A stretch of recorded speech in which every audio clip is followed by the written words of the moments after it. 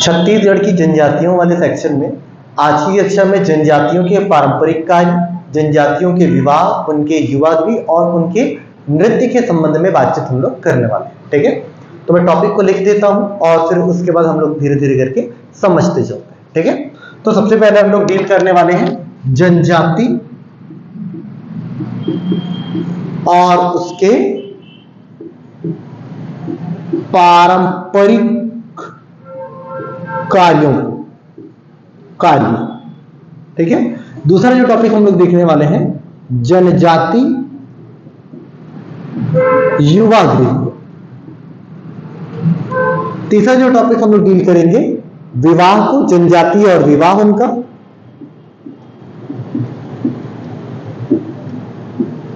और एक और टॉपिक हम लोग डील करेंगे, ये है जनजातियों का नृत्य। जनजातियों का नृत्य। ठीक है, मैं यहां पे लिख देता हूं क्योंकि यहां पर टॉपिक जगह नहीं है। जनजातियों का नृत्य, नृत्य और विवाह ऐसे कह सकते हैं। ठीक है, तो सबसे पहले हम डील करने वाले हैं जनजाति और उसके पारंपरिक कार्य। तो जैसे कि एक जनजाति है, यहां पे मैं मैप बना देता हूं।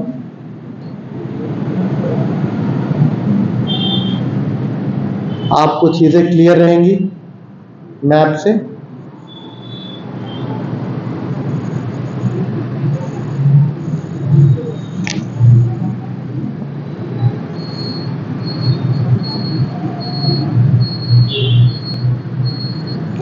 इसमें जो पहला जो जनजाति जो बताने वाला हूं वो है कोरकू। यहां पे रहता है, जैसे कि यहां पे है कोरकू। ये कोरकू का काम क्या है? भूमि खोदना। ठीक है, कोरकू का काम क्या है? भूमि खोदना। इसी क्रम में यहां पर रहता है बैगा, पहाड़ी में। बैगा का काम क्या है? झाड़ फूक करना, उपचार करना, औषधि वाला काम। यहीं पर ही बिलासपुर वाले सेक्शन में रह रहा था अगरिया। ठीक है, और इधर पहाड़ों पर भी रह रहा था, अगरिया पूरा फैला हुआ था। अगरिया का काम क्या था? लोहे का काम था अगरिया का। इसी क्रम में अगर बात करोगे अबुझमाड़िया, ये अबुझमाड़ के पास अबुझमाड़िया था नारायणपुर में। तो अगर बात करेंगे अबुझमाड़िया की तो काष्ठ कला इनका काम है, लकड़ी का काम है। इसी प्रकार से अगर आप बात करोगे, ठीक है, खड़िया, यहीं पे रहता है खड़िया। खड़िया का काम क्या होगा? पालकी ढोने का काम होगा। इसी क्रम में अगर आप हलवा की बात करोगे, यहां पे हलवा रहता है, कांकेर में क्या रहता है? हलवा। और हलवा का काम क्या है? हल बनाना। ठीक है, आजकल ये जो हलवा जनजाति है वो पोहा चिवड़ा भी बना रही है। तो पोहा चिवड़ा बनाने के अलावा हल बनाने का काम किसका है? हलवा का। ठीक है, याद रखना हल बांस का नहीं बनेगा, इसलिए बांस का काम हलवा नहीं करेगा। बांस का काम करने वाले कौन है? कमार। और कमार गरियाबंद में रहते हैं। कमार का काम क्या है? बांस का काम करना। कंडरा का काम क्या है? बांस का काम करना। ये महासमुंद वाले सेक्शन में अगर आप देखोगे तो यहां पे सौरा रहते हैं, सौरा। और सौरा का काम क्या है भाई? सांप को पकड़ना। इसी प्रकार से परजा। ठीक है, परजा कहां रहता है भाई? बस्तर में रहता है परजा। और परजा का काम क्या है? पशुपालन। पशु का पालन करने का काम है परजा का। इसी क्रम में अगर आप बात करोगे भतरा, परजा और भतरा, ये जो भतरा है, भतरा का काम क्या है? सेवक का। भतरा का काम क्या है? सेवक का काम है। इसी क्रम में अगर आप बात करोगे, ठीक है, प्रधान का, प्रधान का जो काम होगा वो गाथा गायन होगा। ठीक है, जो प्रधान है उनका काम क्या होगा? गाथा गायन। ये ठीक है, रायपुर वाले सेक्शन में रहेंगे प्रधान। ठीक है, प्रधान जो लोग हैं दीवारों के साथ मिलकर के गाथा गायन का काम करेंगे। इसके बाद अगर आप बात करोगे कवर का, कवर कहां रहते हैं? तो जांजगीर चांपा में रहते हैं कवर। ये जो कवर है सेना का काम है इनका। कवर का काम क्या है? सेना का। कोल कहां रहता है? तो कोरिया में रहता है, और कोल का काम है कोयला खोदना। इसी क्रम में अगर आप बात करोगे पंडो, पंडो का काम क्या है? कांस्य शिल्प। पंडो का काम क्या है? कांस्य शिल्प, और पंडो यहां सरगुजा में रहता है। पंडो मोस्ट इंपॉर्टेंट है, कांस्य शिल्प इसका काम। इसी प्रकार से खैरवार सरगुजा में रहता है, खैर के वृक्ष से क्या करना? कत्था निकालना, इनका पारंपरिक कार्य। इसी क्रम में अगर आप बात करोगे भुंजिया, तो तपते लोहे को उपचार करना इसका क्या है? पारंपरिक काम है। इसी क्रम में अगर आप बात करोगे, ठीक है, कंडरा हो गया, खड़िया, खड़िया हुआ है कि खड़िया का काम क्या है? पालकी ढोने का। इसी क्रम में बिरहौर का बात करोगे तो बांस शिल्प कला की बात आएगी। बिरहौर का काम क्या होगा? बांस शिल्प कला होगा। कमार का भी काम बांस शिल्प कला होगा। कंडरा का काम भी बांस शिल्प कला होगा। ओझा और जो गोड़ है वो गोदना गोदने का काम करेंगे, ये आपको पता है, ठीक है। परजा का काम क्या है? परजा का काम है पशुपालन, जबकि गदबा का काम है घरेलू काम। गदबा, परजा और गदबा यहां बस्तर में रहते हैं। ये गदबा कहां रहता है? बस्तर में रहता है, जबकि ये परजा और ये धुरवा, परजा और धुरवा कहां रहते हैं? बीजापुर। तो परजा का काम क्या है भाई? परजा का काम है पशुपालन, जबकि गदबा का जो काम है वो क्या है भाई? घरेलू काम। इसी क्रम से अगर धुरवा की बात करें तो कृषि का काम, और अगर परजा की बात करेगा, परजा का सॉरी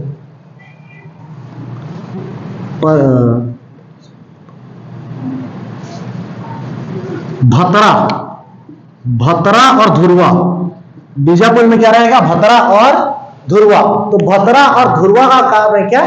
ठीक है, भतरा का काम क्या है? सेवक का, ठीक है, भतरा सेवक है, जबकि धुरवा क्या है भाई? धुरवा कृषि काम को करने वाला। तो ये तो है जनजाति और उनके प्रमुख पारंपरिक कार्य, ठीक है। इसके बाद हम आगे चलते हैं, आगे हमको पता चलेगा, ठीक है, किसके बारे में? ठीक है, जनजातियों के युवा गृह के बारे में। किसके बारे में पता चलेगा? जनजातियों के युवा गृह के बारे में। तो युवा गृह के बारे में आप एक बात ध्यान से समझ लीजिए।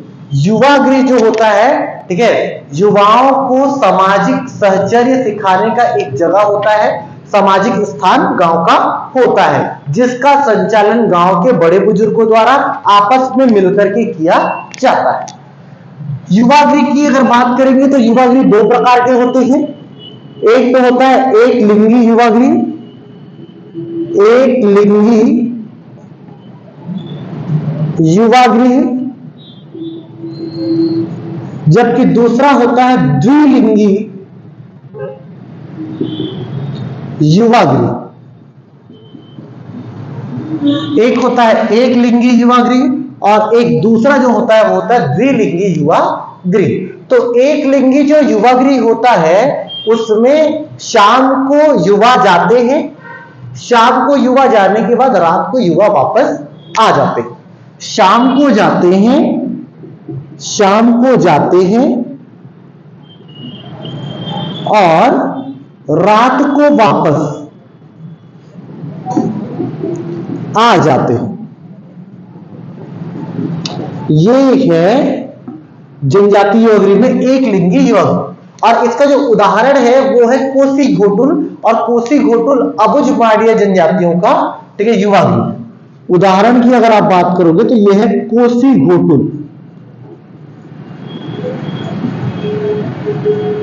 किसका है कोसी घोटुल? तो अबुझ माड़िया का है।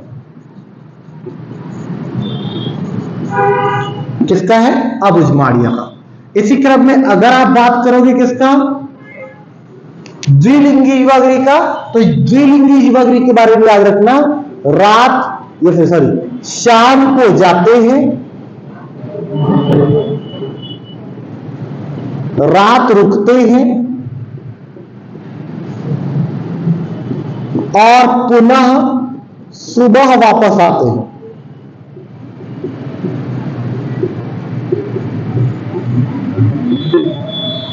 इसका जो उदाहरण है वो है घोटुल, जिसे अभी गोटुल कह दिया गया है। ये पहले ऐसा था घोटुल, ठीक है। घोटुल किसका है? तो ये मुड़िया का है, आप सभी को पता है, मुड़िया जनजाति का घोटुल है।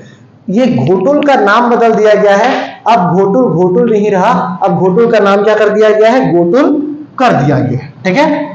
तो ये जो गोटुल है, यहां पर शाम को जाते हैं युवा और रात को वापस आ जाते हैं। तो ये द्विलिंगी युवागृह का उदाहरण है।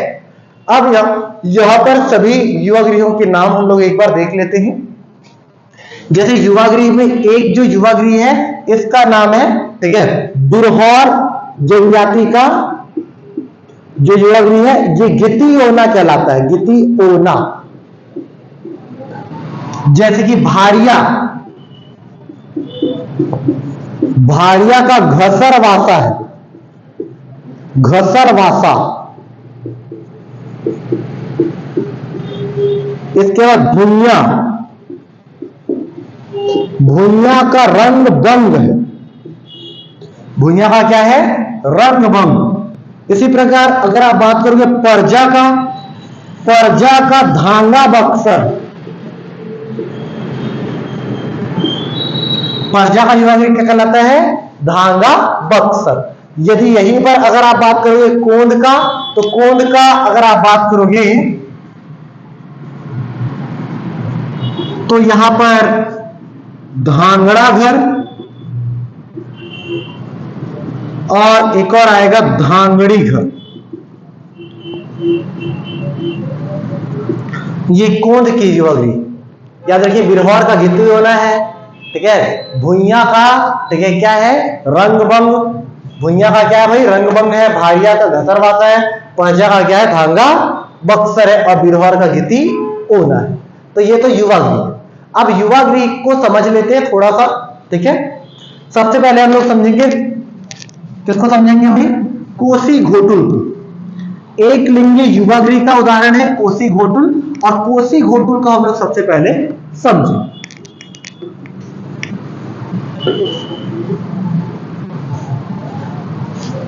कोसी घोटुल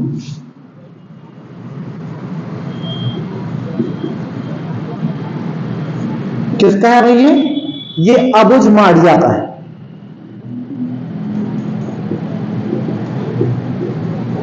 इसमें याद रखना जो युवा होते हैं, लड़के जो होते हैं, उनको यहां लेजोर कहा जाता है। क्या कहा जाता है, लेयोर। जबकि लड़कियां यहां लेयस्कू कहलाती है। लड़कियों को क्या कहा जाता है, लेयस्कू कहा जाता है। और याद रखना 8 से 10 वर्ष के बालिका जो और बालक होते हैं, 8 से 10 वर्ष के बालक और बालिका, बालिकाओं को देते हैं ये प्रवेश।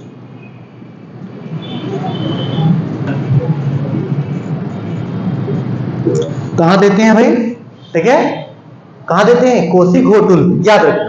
अच्छा, याद रखना इसका जो प्रमुख होता है वो पटेल होता है। कौन होता है, पटेल होता है। गांव का ये सरपंच हो सकता है या फिर गांव का मुखिया हो सकता है। जबकि अगर बात करेंगे, ठीक है, कोटवार इसका क्या होता है, सहयोग। मुख्य इसका होता है पटेल, ये गांव का प्रमुख है।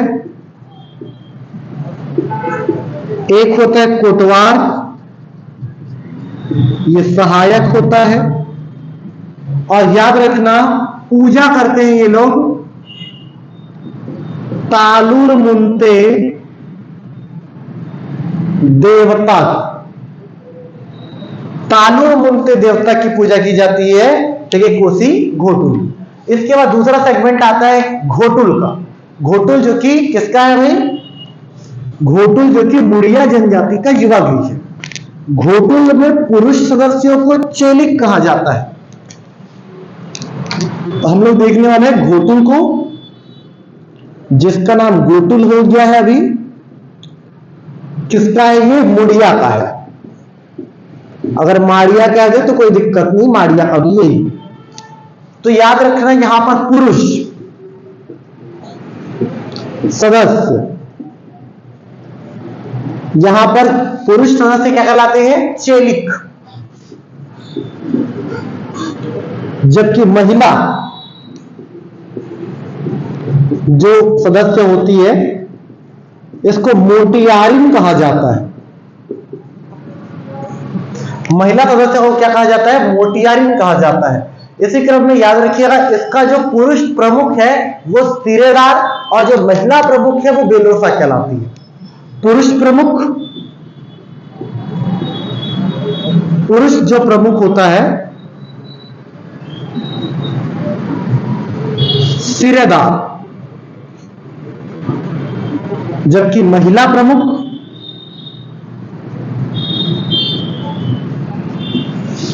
बेलोसा कहलाती है। ठीक है, यहां पर याद रखना, ठीक है, घोटुल के बारे में कि लिंगोपेन जो देवता है इनकी उपासना की जाती है। और ठीक है, इसका जो उद्देश्य होता है घोटुल का, मैं बता चुका हूं, सामाजिक शिक्षा देना होता है। ठीक है, आराधना या फिर उपासना लिंगोपेन देवता की।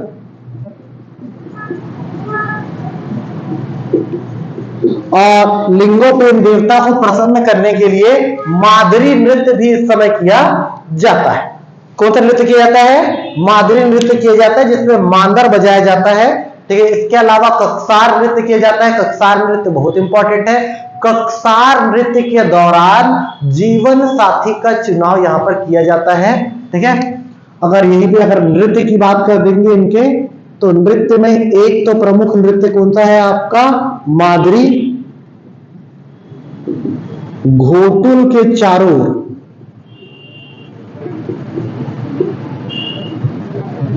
मादरी नृत्य कब करते हैं भाई? घोटुल के चारों ओर घूम घूम के करते हैं। जबकि एक नृत्य है कक्सार, इस नृत्य में जीवन साथी का चुनाव किया जाता है। ठीक है, जीवन साथी का चुनाव किया जाता है कक्सार नृत्य के दौरान। याद रखना, ये जो लिंगोपेन देवता है इनकी जो स्थापना है, ठीक है, एक जो झोपड़ी रहती है उसके बाहर किसी कॉर्नर पर किया जाता है और ठीक है इनकी पूजा की जाती है। अच्छा, इनका त्योहार होता है, एक त्योहार में बहुत इंपॉर्टेंट है त्योहार। इनका एक त्योहार है नूना नारे दाना पंडुम। नूना नारे दाना पंडुम इनके त्योहारों में बहुत इंपॉर्टेंट त्योहार है। नूना नारे दाना पंडुम त्योहार के दौरान एक घोटुल की सभी महिला सदस्य दूसरे घोटुल में जाती है और दूसरे घोटुल से सभी महिला सदस्य पहले घोटुल में आती है। ठीक है, इस प्रकार से क्या होता है नूना नारे दाना पंडुम। और याद रखना, एक साल में केवल एक बार, एक वर्ष में केवल एक बार यहां पर अविवाहित जोड़ों को प्रवेश दिया जाता है। विवाहित जोड़ों को यहां पर किसी भी प्रकार से प्रवेश नहीं दिया जाता। ठीक है, इसके अलावा याद रखिएगा, ठीक है, उराव का जो युवा गृह है वो क्या कहलाता है? धूमकुरिया कहलाता है। और धूमकुरिया में जो ठीक है पुरुष होते हैं उनको कहते हैं धांगर, और जो महिला होती है उनको कहते हैं क्या? धांगरी। ठीक है, पुरुष प्रमुख धांगर मेहतो, महिला जो प्रमुख होती है धांगरी बारकिन या फिर बारकिन धांगरीन कहलाती है। ये बस इतना ही है कि इसमें उराव का युवा गृह क्या है? धूमकुरिया। नहीं बताया हूं मैं तो बता देता हूं। उराव का जो युवा गृह है इसका नाम है धूमकुरिया। और ये जो धूमकुरिया है इसमें जो पुरुष है धांगर है, जबकि महिला है धांगरी। इसी क्रम में अगर आप बात करेंगे प्रमुख की, पुरुष प्रमुख है धांगर मेहतो, लिख देता हूं, और महिला जो प्रमुख है बारकी धांगरी। ठीक है, तो ये तो हो गया घोटुल। जनजातीय विवाह और नृत्य को देखेंगे अगले वीडियो में। ठीक है, अब एक इंपॉर्टेंट कॉल आ गया है हमको, तो अगले वीडियो में हम चीजों को समझेंगे। Thank you.